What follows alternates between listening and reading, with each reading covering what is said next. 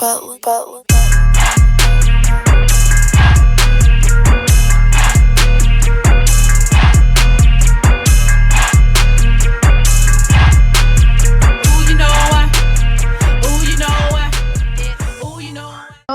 It's so wonderful and great to see your face, whether it's natural light, fake light, whatever kind of light it is. So how are you? I am doing pretty good. I mean, I just want to go right on into it. Let's go in, and I'm going to move around and see if the lighting improves. But, it is what it is. So let's just dive in. Yes, ma'am. So the first thing I like to do on my show is I give people their flowers. That's right. And I have to tell you though, I'm just gonna go nuts with you. I'm just gonna. So just please, just bear with me. And what I normally tell the yes, ma'am. What I normally tell the guests is sit back and relax and let me give you your flowers. Oh, thank you. Okay, darling. Yeah, let me have those. All right. I'm still fiddling with this to try to get your lighting, but this is kind of don't worry about it, Mr. Rowell, because I need you to just bring the camera down so we can see your face, because I just need you to hear it. Another pillow. I'm rising up. There you go. All right. There you go. Okay, because I need you to hear everything I gotta say. All right, darling. And let me get me a chug of water. Water, thirst. Water. Auntie Vicky's always #Auntie Vicky, always talking about drink the water. Look at your skin. Look at your hair. Yes. Right? Drink the water. All right, here we go. All right. Whew. Let me tell you, I've been wanting to talk to you for years. For years. I am 33 years old, and I hope I don't cry, but I've been watching The Young and the Restless, and I know you've done other things, but we have got to talk about The Young and the Restless because I was watching you on there since I was a little girl. I get it. And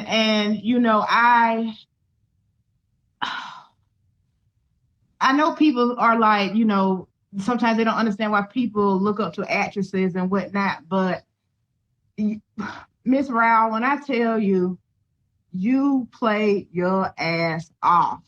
Thank you, honey. You played your ass off. Do you know how many years I just been wanting to tell you that? And you know what? I just want to thank you. Go ahead, darling. I'm going to get all the roses, all the flowers. Keep going, because I need to hear this. Yes, I want to. I've been watching you from afar, not like a stalker, but like somebody who loves you. And I was looking at you when people were not giving you that respect you deserve. I mean, I just didn't get it. I've been watching The Young and the Restless even when you were off of there. I continued to watch, but nobody, not one single actress, does it like Victoria Rowell.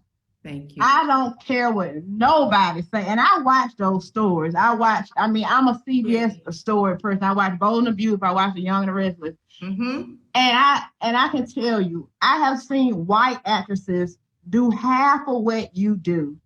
Okay. And people lose their freaking minds like they have just acted the best ever. And they win the Emmys. And I was so upset that when I learned you never even won one Emmy. You never won one Emmy. Yeah. I hope you can tell this is not no bullshit to me. Excuse me, Lord. This is Sunday. I want you to know this is so sincere. You can say Bull Dookie. Go ahead. This is so sincere to me. You acted, no matter what Drucilla was on that story doing, no matter if you were playing the part of being a mother, no matter if Neil was trying to flirt with another woman or whether y'all was in a good love scene, you played that part down to the T. And when you were on that camera, baby, you had our full attention. Nobody brings it like you. And I kept saying to myself, how can they just let her go? Can people let good people go? Because they're not valuing what we really supposed to be in this stuff about. Preach, it's Sunday. You know what I'm saying? Yes. You love your craft, and you know how I know that? Cause you, girl, when you act, it's like you be breathing. Man, it's like it's second nature to you. I watch you. I don't understand people that get to some kind of celebrity and say, oh, I'm not doing pictures today, or no, I'm not doing autographs. You wouldn't have a career if it weren't for the fans. So Yeah. I understand that. I mean, I understand you need some privacy, but you know, when you go out in public, you best be ready for a fan to want to hug you. So I just want to say thank you for sharing that with me. You're right. I brought my scenes to CBS Studios, Television City, 7800 Beverly Boulevard, Los Angeles, California, with everything I had 3 different ways.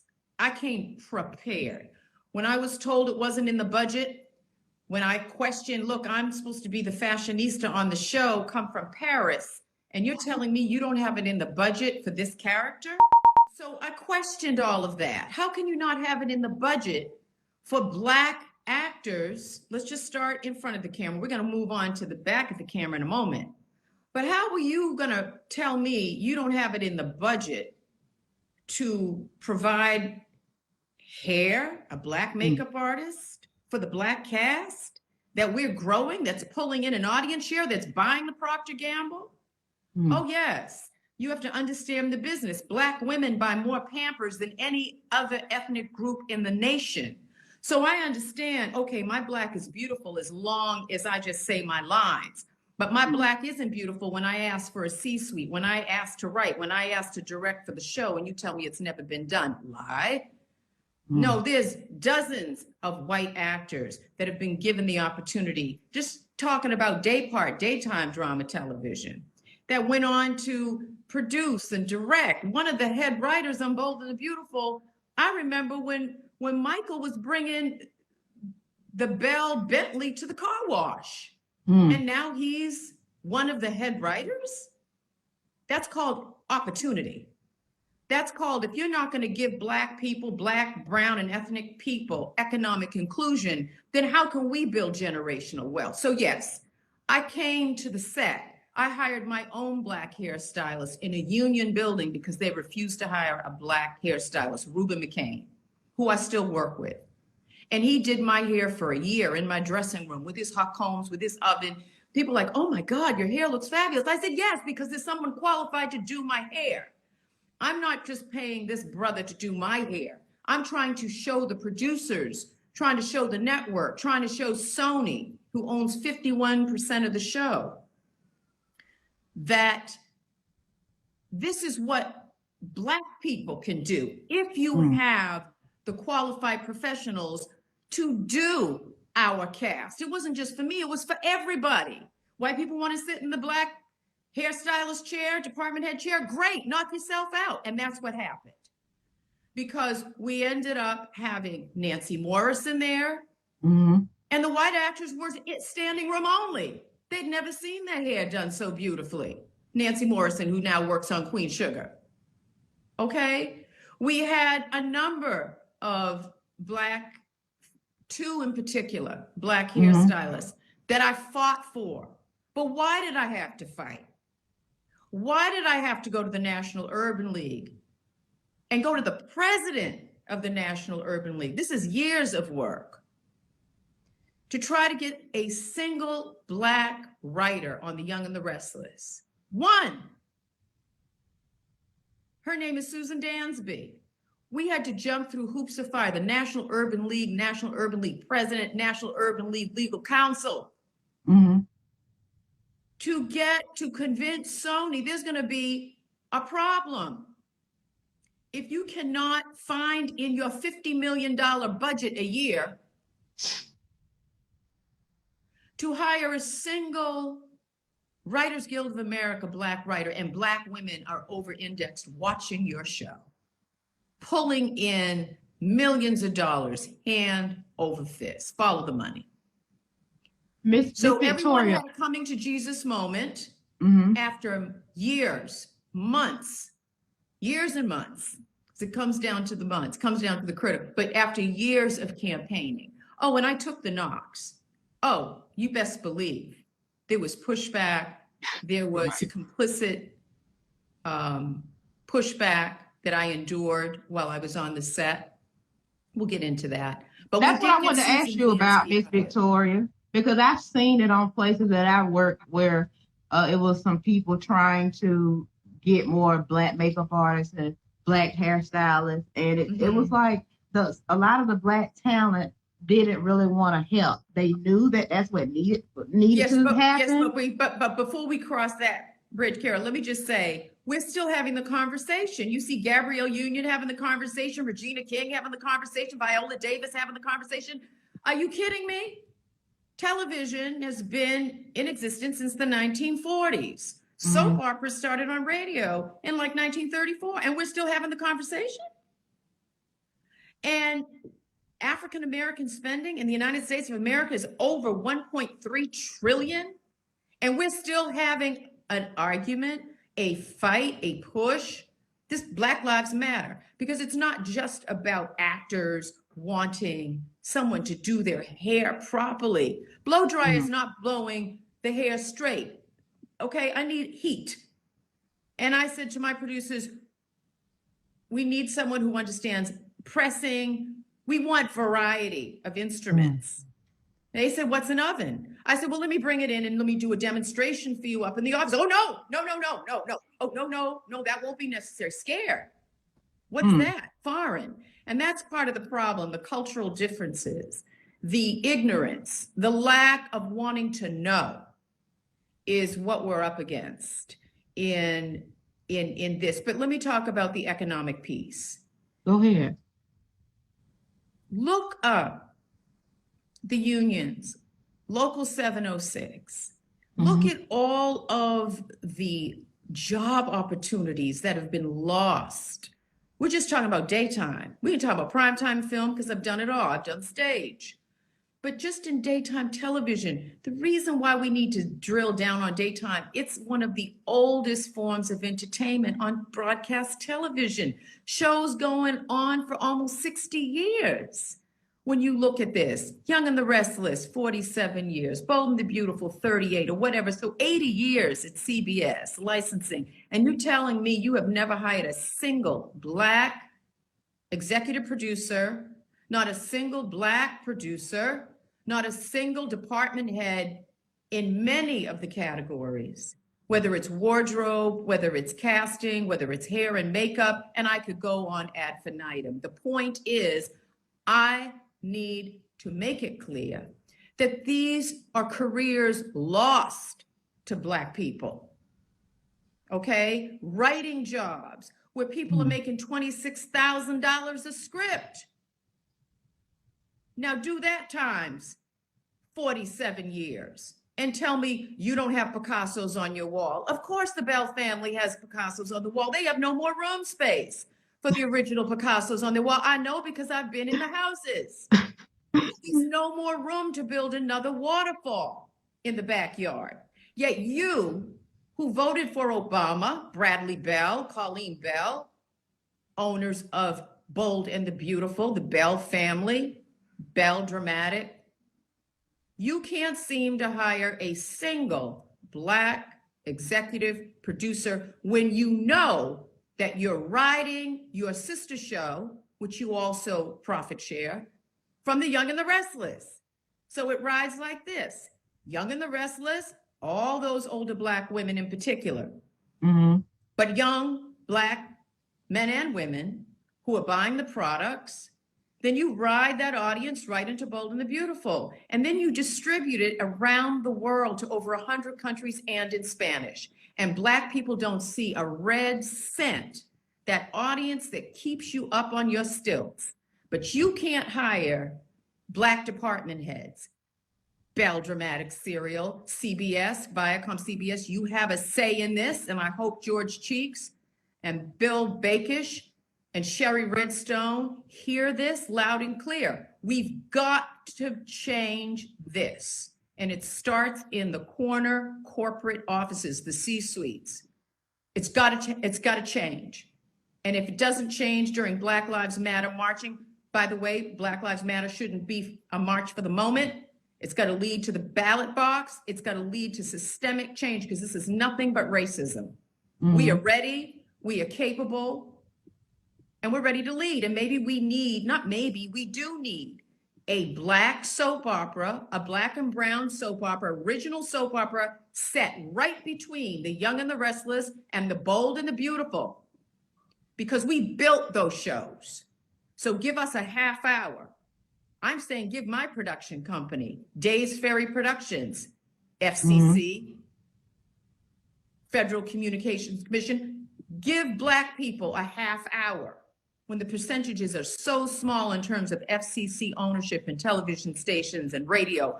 Give Victoria Rowell, Days Ferry Productions, and my constituency a half hour, smack dab in the middle, right after Young and the Restless and between Bold and the Beautiful. Then we're talking, because all this talk is cheap. We want action. We demand action. Look, I wasn't gonna interrupt you. I'll tell you right now, I wasn't gonna interrupt you at all. I respect you so much. You just said some great things there. I want to know, like we were talking about the hair and makeup. I've seen Black talent too afraid to even fight against that. What is it about you that makes you so fearless, or do you call it fearlessness? Foster care. Foster care, you see everything. You see people sacrifice. You make beauty out of anything. You know, people really trying to help you out. Certainly in my situation, and I saw that for 18 years. It builds strength in a person. He can tear you down, or it can build you up. And my primary foster mother, Agatha Armstead, she had 10 children of her own.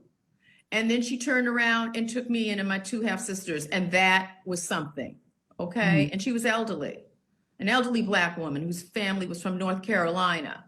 And she was no joke. And there was Agatha, and there were other people. Then we moved to the hood. We moved to Massachusetts, and Roxbury, Massachusetts. That was another lesson. And just like lack of health care, you know, poverty, but at the same time, people think, oh, you're underprivileged because you grew up impoverished. No, there wasn't nothing underprivileged about me.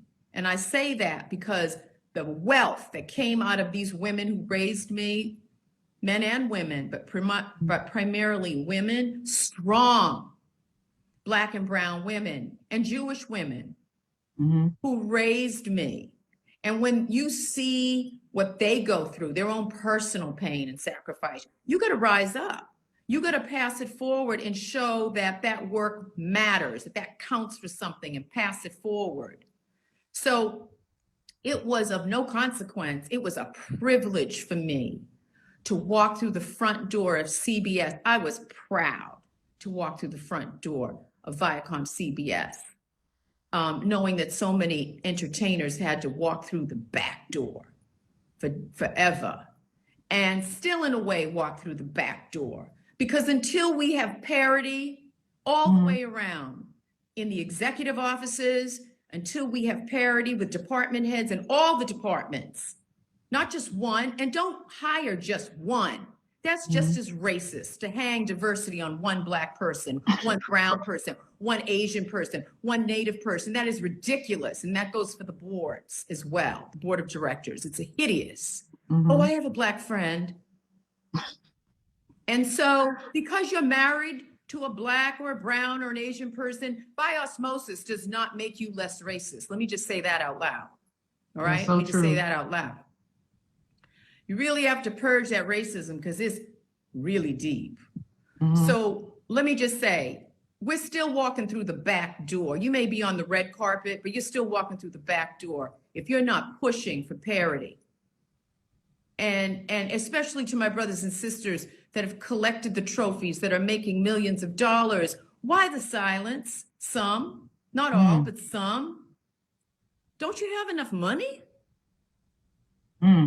Fight for the next generation. You have the power to bring about change. We have a super lawyer here in Hollywood, Black. His name is Daryl Miller, and he is no joke. Read about his recent articles in Variety magazine, which is, of course, a industry magazine. You have the Hollywood Reporter, you have Variety, but Daryl Miller is amazing. And read about what he's saying, that we must not settle, that these deals have to be papered. NAACP is papering a deal with Viacom CBS. We'll see. I hope it's right, but it has to include daytime, primetime, newsrooms, game shows.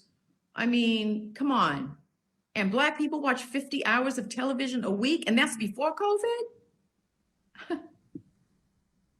Black people make up about 79% of the use of the YouTube app. We're like 36% of the Netflix subscription base. I mean, the money. And I'm so grateful to UMC. AMC Networks UMC stands for the Urban Movie Channel, because Bob Johnson, a Black executive, saw that I had content, and I want to and gave me licensing deals. I'm on my third show with Mr. Bob Johnson, co-founder of BET. I'm so proud of that. Okay. Yes. Rich and the Ruthless, my own soap opera. Jacqueline and Jilly, about opioid addiction in the Black family. And Trash versus Treasure, which is about shopping your own house, repurposing things, go to Goodwill, Pride Before the Fall. These are the shows that I've been blessed with in doing, and I'm getting ready to direct a movie, a Christmas movie for BET, titled A Rich Christmas. I'm so excited, but I want to encourage people. I share that because I want people to know you can have a voice and still work. I know you're afraid of being blackballed, and that gets us back to the actors that don't speak. Look, there's real fear there because there's real pushback. There's real danger that with the few jobs that there are available in front and behind the camera, that you would dare speak up. There's risk. And not everyone's willing to take the risk because they've got family. They got to feed, Pudgy and them back home in Virginia. You got to take care of grandma. There's all kinds of expenses in people don't think about in the Black and Asian and, Latinx communities, in the indigenous communities. We're not just taking care of self, we're taking care of family members because of the lack of generational wealth. So come on, I respect that. If not everybody can go down the middle of the street and march. So I do respect that. There's different ways of campaigning, but strength in numbers. Look, I've been fighting my whole life. I speak out. I mean, like I told you, I work in television production. I try to have people on this show I respect, people that speak up like you. I mean, I just got laid off from my job. I mean, I don't know what I'm going to do next. And I got you on here talking about these big companies. But hey, look, it's not like I'm a billionaire. Okay. I'm just sharing that with you. Did you file for taking it off the cradle now? Let's have a conversation. Auntie Vicky just took the phone off the cradle. Did you file for unemployment? Well, I can't do that yet because I'm still being paid, which I wasn't prepared to talk about my own business on here, but I'm just saying that since we're talking about people speaking out, but sometimes you just got to speak out. What's life worth if we don't ever take a risk? That's what we're here for. Come on. Like, I'm not going to just keep going through all this stuff and never fight for anything. I hear that. There's a lot of people, which is a great segue, right? For us to have the conversation about people who are unemployed, people who have lost their homes and fires, lost their homes due to eviction, their apartments. People can't afford to stay there. People waiting for fussing and fighting. I mean, I'm all for Nancy Pelosi trying to get the most that she can get out of this administration on the Senate side. But we have to do all that we can do to support each other. You've got to vote, people. You've got to vote, and vote early. And those mail-in ballots, okay, it's a democracy. go ahead, knock yourself out. But if you can get to the ballot box and vote and press the buttons, do that. Stand in line, bring a fold-up chair to the elderly community. And if you see an elder in front of you, in back of you, please bring them forward. People, I don't understand how these voting places don't have a separate line for the elderly. That's so a deterrent. true. But anyway, back to being unemployed, people losing their homes, the support of shelters. Look, I understand that people aren't going to do Christmas up. I get it. There's no way to do Christmas up this year.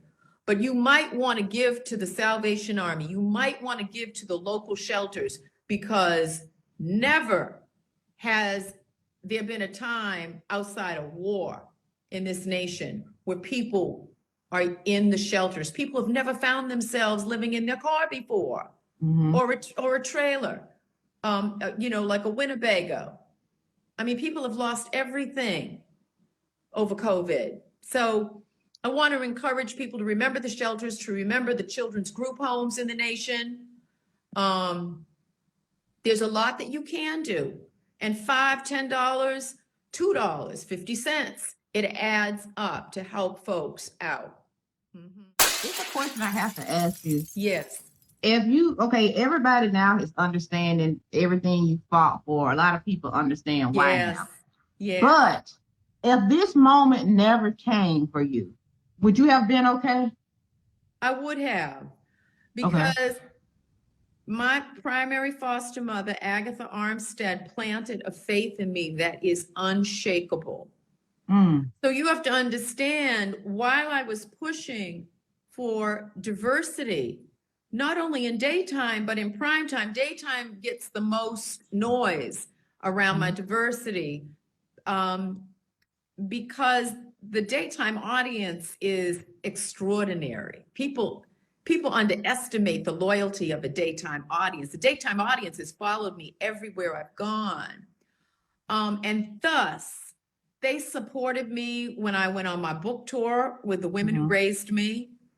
They came out everywhere I went, packed libraries, packed the universities, the historical Black colleges, everywhere I went.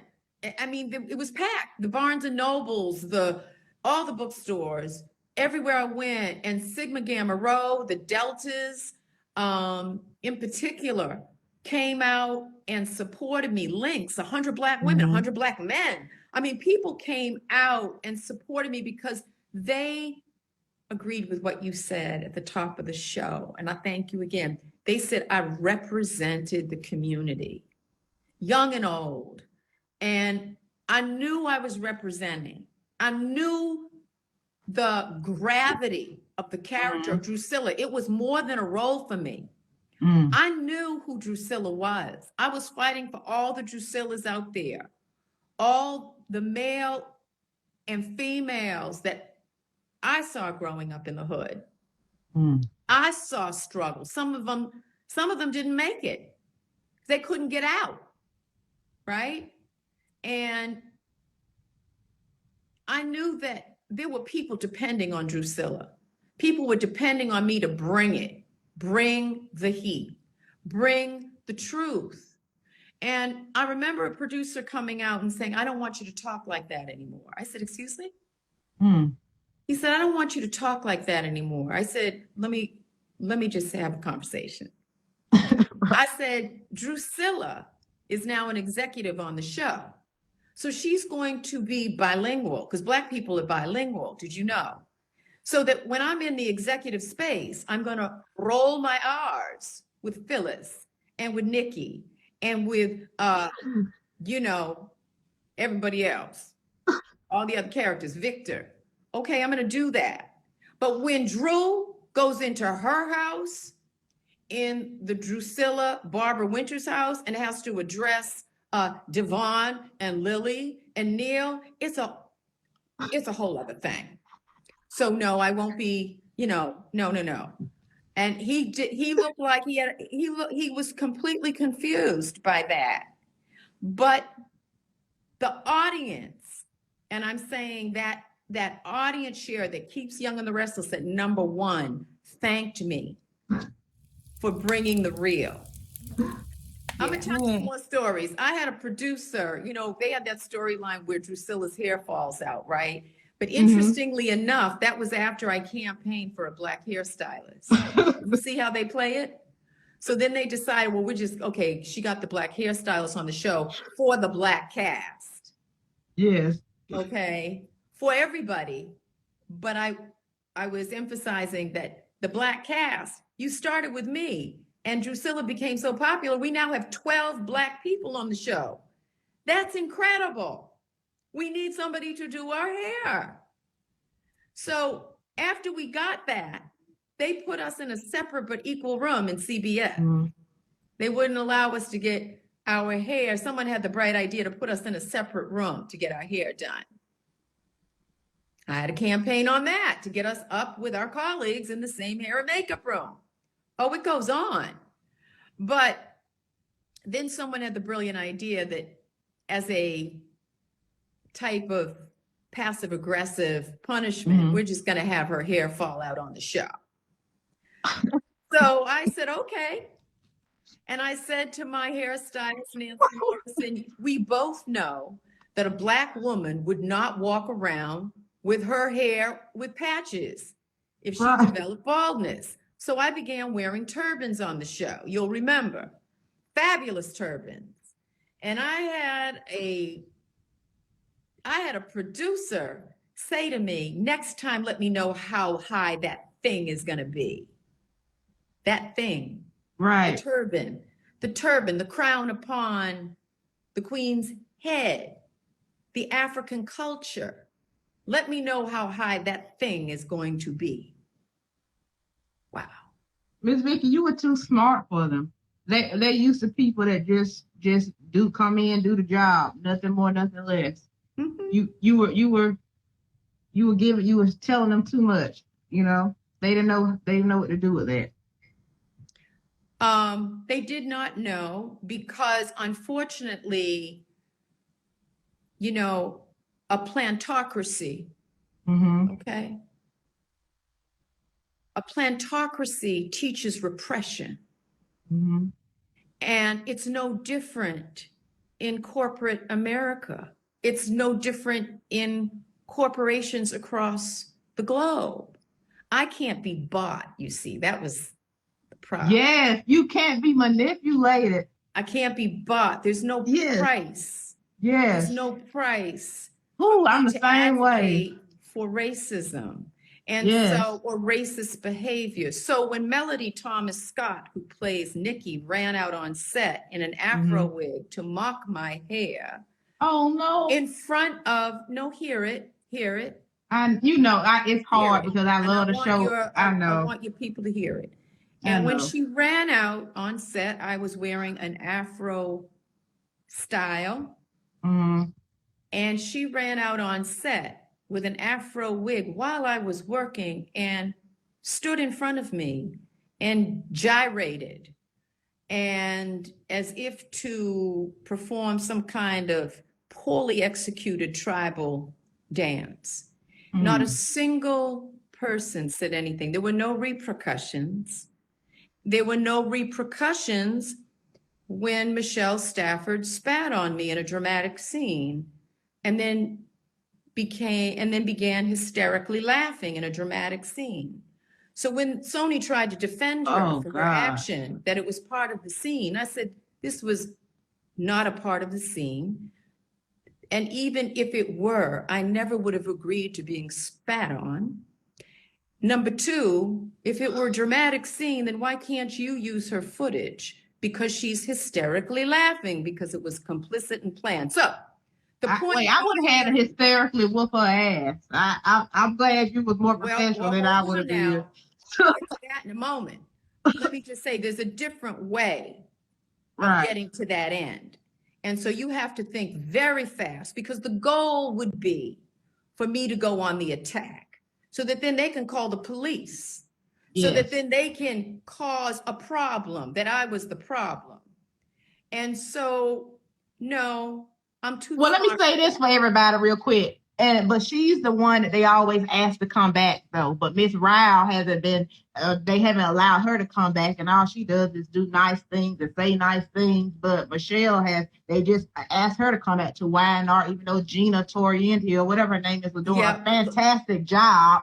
I mean, but anyway, go ahead. But Laura J. Bell, Laura J. Bell, it has been out there. It's in the press. It's well underscored. Michelle Stafford did admit up in Canada, but you know, Canada's part of the world. So of course I found out about it, that she did confess that did go down and that the producer okayed it and they thought it was going to be just fine. But let me just say this. I didn't leave the set, you see.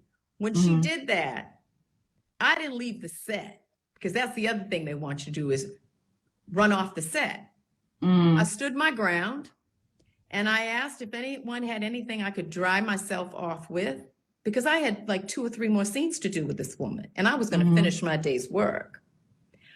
What happened was that really flustered Michelle Stafford, and she spun off into the booth to Edward Scott, who's still working over there at CBS and now on Bold and the Beautiful, this complicit racist behavior.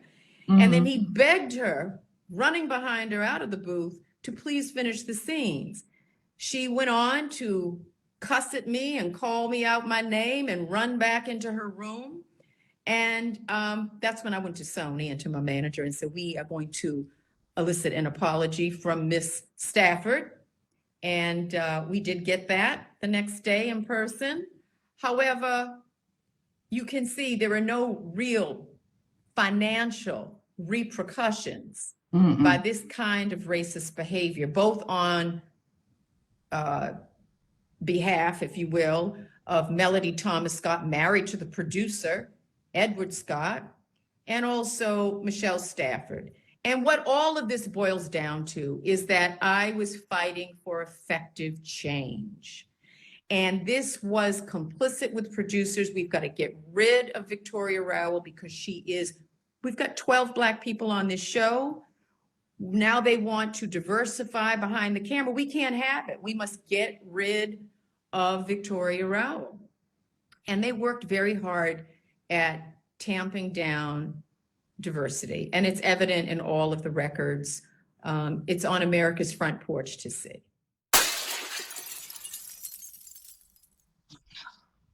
That is just unfortunate. Well, but it's not. We're in a season where daytime television is finally in the conversation. It takes decades. You have to understand, Young and the Restless has been on the air for almost 50 years, okay? 47 years. And their sister show, Bold and the Beautiful, for not as many years, but combined, they've been on the air for 80 years. 80 years.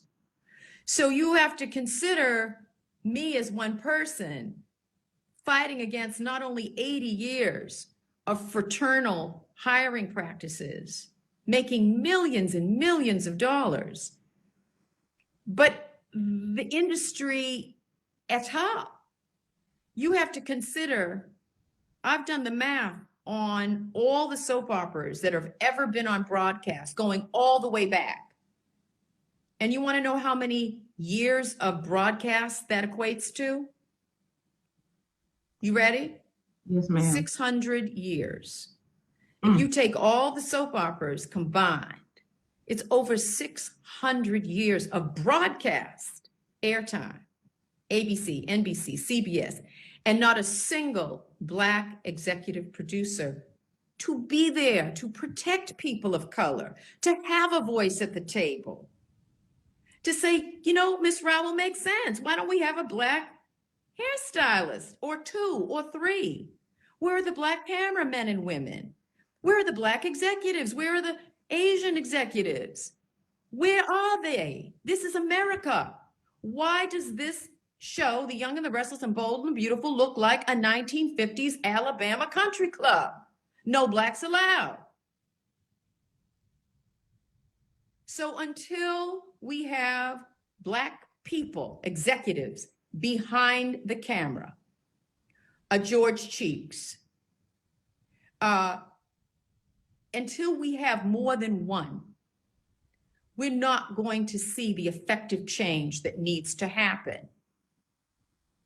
I have had to move on with my own content, and I'm so grateful to Mr. Bob Johnson, who has given me the opportunity.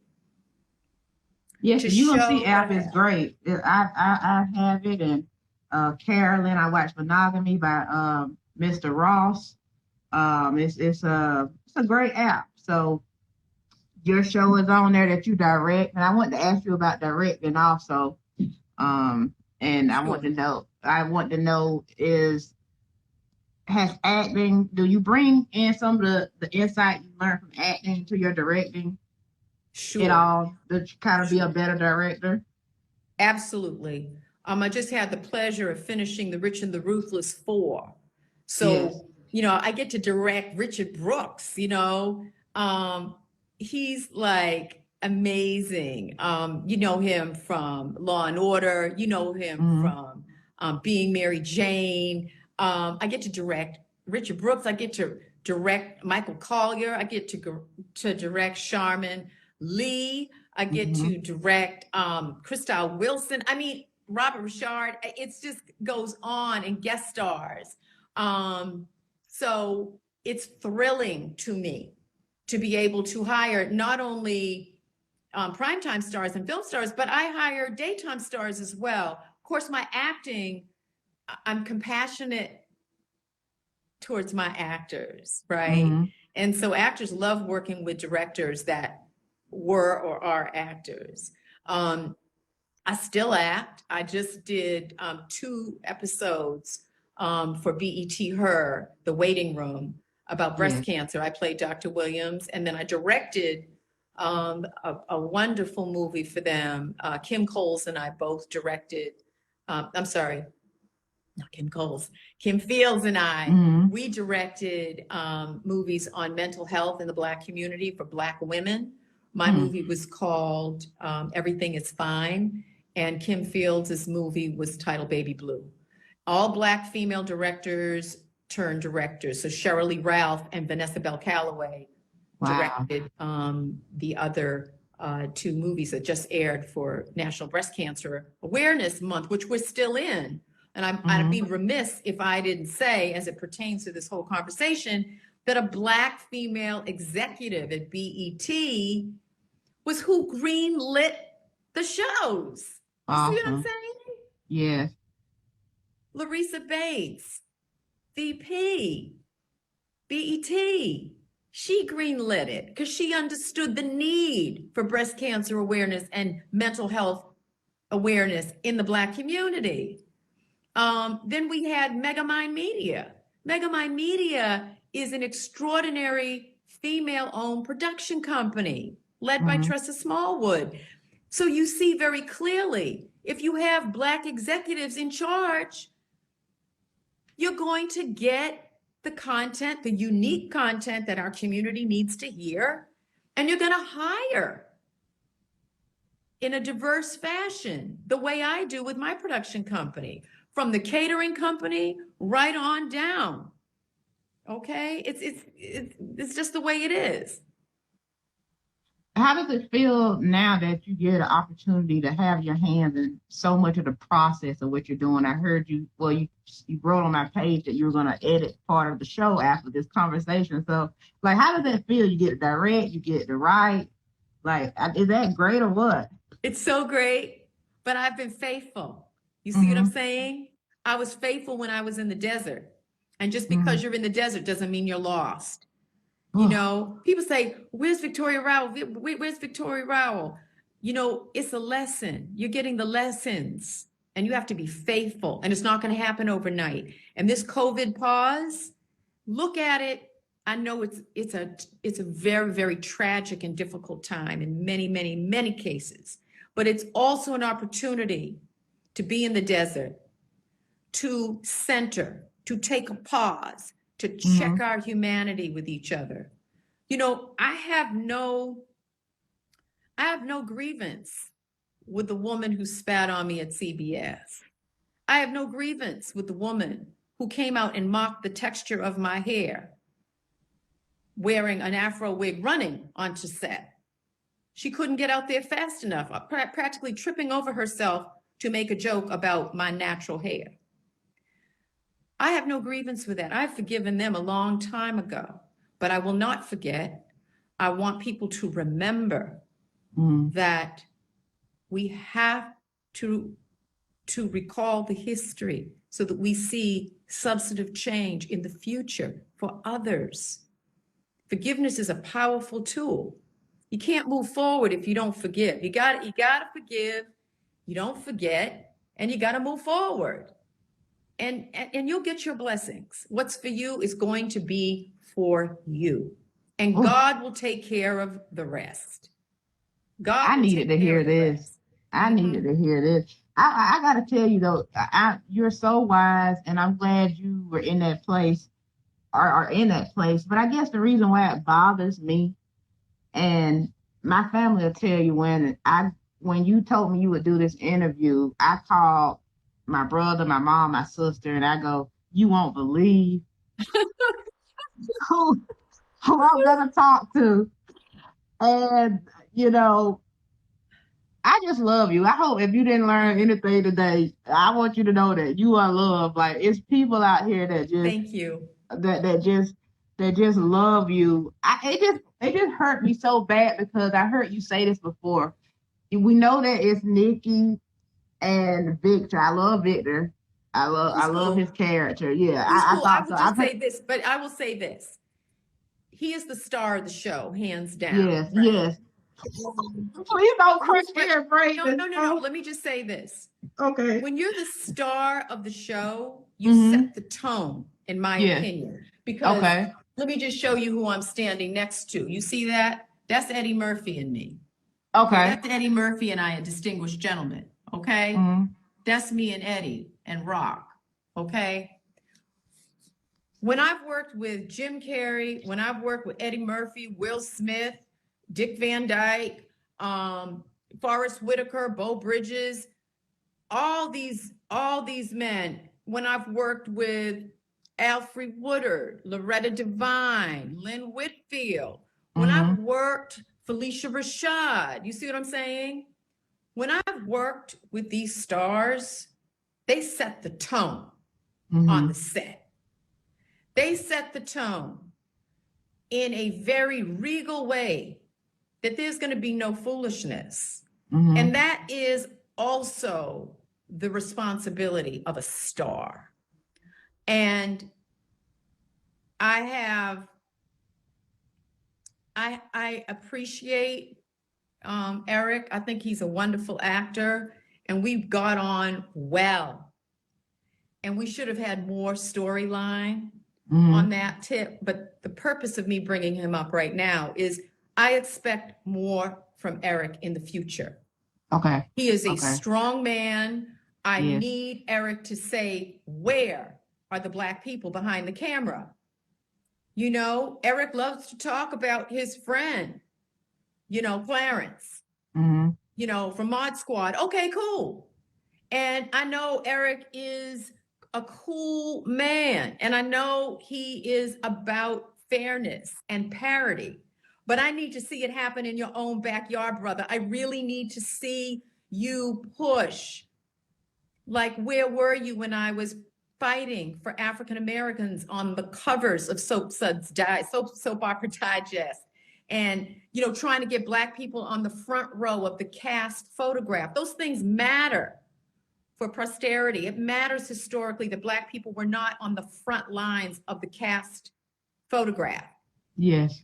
I needed you to fight with me for a Black hairstylist or 2 or 3. Department heads, not just, where are the department heads? Where are the Black writers, Eric? All you have to do is walk upstairs and ask the question to Steve Kent at Sony, to John Fisher. You have that kind of power. I'm talking to Eric now. You have that kind of power. So, if you're going to be down, then be down. I know you're telling the truth because I watch the press, I see the people talk, and that's what I was gonna say. Like you and Neil, you and Christoph, you guys were neck to neck with him and Nikki as far as the best couple on there. And I've heard you talk about this as well. And I know that it was some actors there that were jealous of you.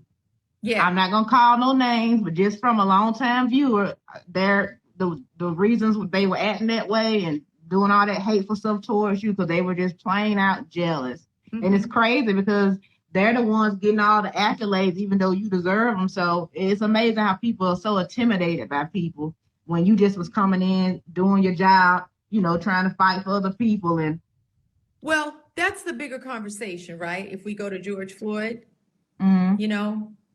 lost his life over $20 because out of fear. Like the go-to is to shoot a Black man. The go-to. I have an adult Black son. Mm-hmm. And the go-to is to shoot out of fear. You're not you're shooting someone 7 times in the back. That's fear and rage. Mm. And to just loop back to different kinds of assassinations in corporate. Yes, there is a lot of fear. You have to understand that soap opera stars, soap opera actors get paid per episode, Kera, per episode. So think about this for a second. You probably have never had to ever compete against a Black person in school, in college, in life.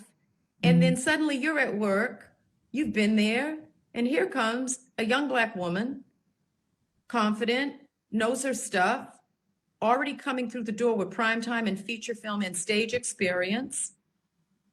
And then because of the popularity of the Black actress, she has then inspired 11 other contracts for Black people, Black and brown people. And it becomes like, well, wait a minute.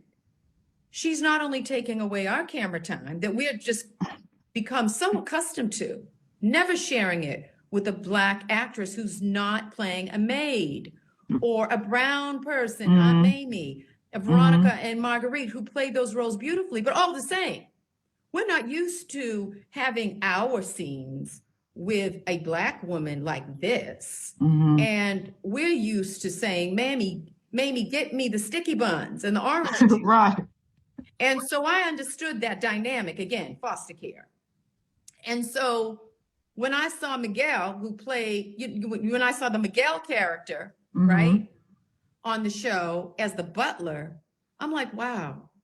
When I learned that the Nathan Purdie character who played Nathan, Nathan Hastings, that his original name was Kong on the show, I said, wow. So let me look at this. So to have a Drucilla come on the scene, inspire 11 Black full contract, union contracts, this is pension and health. This is a big deal, okay? Because it was a big deal for me to have insurance through that job, pension and health, okay? That's a problem. NASA, we have a problem with this Black woman. She is usurping our power to an extent. And all these other Black people running around, we can't have this. So understand, it's the economics, follow the money. So we'll use you to pull in an audience. And we brought in millions of people. Let me be clear. We brought in, between Christoph, Shamar, we brought in millions of viewership. That meant millions of dollars, follow the money.